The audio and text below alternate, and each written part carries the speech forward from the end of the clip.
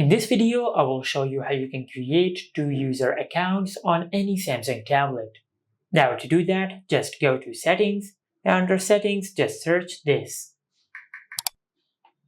From here, just tap on Users, then go to the User Settings.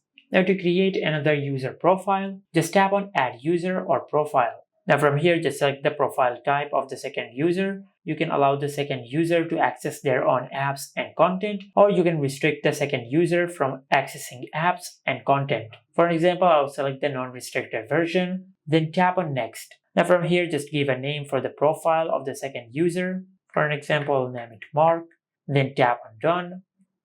And after that, just tap on Switch to switch to the profile of the second person. Now just tap on Setup Now. Now tap on Next. And from here, just connect your tablet to the Wi-Fi network. For now, I will skip this step. From here, you can enter the email address for the second user. I will skip this step. Select Skip. Now all the steps we are skipping, you can do them later from the settings. Let's tap on More and select Accept.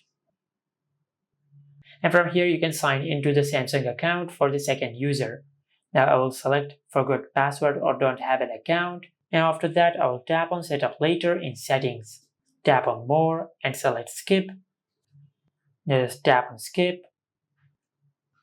And as you can see, we have successfully created a profile for the second user.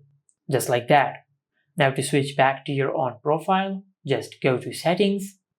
Now under Settings, just scroll down and tap on Accounts and Backup. Tap on Users, and from here, instead of the second user, just select the owner, which is your own main profile. Now select Switch to Owner, and you will switch to your own personal profile.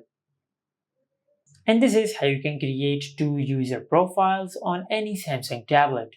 Make sure to like, comment, and subscribe. Thank you for watching.